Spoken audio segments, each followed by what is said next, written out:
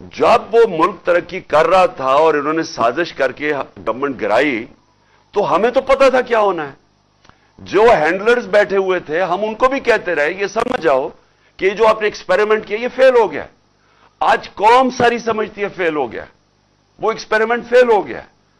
بدقسمتی یہ ہے کہ کوئی کوشش نہیں کی گئی کہ ہاں غلطی ہوگی ہم ٹھیک کر لیں اس کو. اور ٹھیک صرف ایک راستہ تھا جو میں 7 مہینے سے کہہ رہا ہوں, اور وہ ہے صاف اور شفاف الیکشن. تو اس کے لیے یہ مارچ ہے. کوششیں کر رہے ہیں کہ اس ملک کے اندر اس دلدل سے ملک کو نکالنے کے لیے جدھر ہر جو معیشت کا ہر شعبہ ہے وہ نیچے چلا گیا ہے. ٹیکس کلیکشن وہ نیچے چلی گئی ہے, ایکسپورٹس وہ نیچے چلی گئی ہیں. بیرون ملک پاکستان جو ریمیٹنسز بھیجتے تھے, اور کھاریاں وہ شہر ہے جدھر سب سے زیادہ لوگ باہر جا کے کام کرتے ہیں, وہ جو پیسہ بھیجتے تھے جو ریمیٹنس جس پہ پاکستان چل رہا تھا اور ہماری دور میں ریکارڈ ریمیٹنسز تھی, وہ نیچے جانی شروع ہو گئی ہیں. نیچے جانی شروع ہو جائیں تو سب سے بڑا سوال یہ ہے کہ اب ہم پیسہ کدھر سے لے کے آئیں گے قرضوں کی قسطیں واپس کرنے پہ.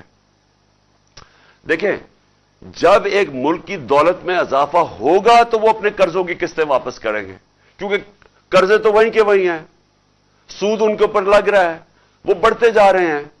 اور اس حکومت نے آ کے 3 مہینے میں وہ قرضہ لیا ہے جو ہم نے 9 مہینے میں لیا تھا. اس 3 مہینے میں اس سے زیادہ قرضہ لیا ہے جو 9 مہینے میں ہم نے لیا تھا. تو قرضے بڑھتے جا رہے ہیں, ان کے اوپر سود بھی دینا ہے, اور جو آمدنی جس سے قرضے واپس کرنے ہیں وہ کم ہوتی جا رہی ہے. تو ملک کا تو دیوالیہ نکلنا ہے. تو اس کو کیسے ٹھیک کریں گے؟ میں یہ کوئی آج معیشت کا ایکسپرٹ ہو, جو سیاست کا ایکسپرٹ ہو, جو ویسے کوئی دانشور ہو, میں چیلنج کرتا ہوں کہ ایک مجھے آدمی بتا دے پاکستان میں جو آج یہ سمجھتا ہے کہ صاف اور شفاف الیکشن کے بغیر ہم اس ملک کو اس دلدل سے نکال سکتے ہیں. مجھے ایک آدمی بتا دے. اور مسئلہ پھنسا کدھر ہوا ہے؟ مسئلہ پھنسا ہوا ہے لندن میں.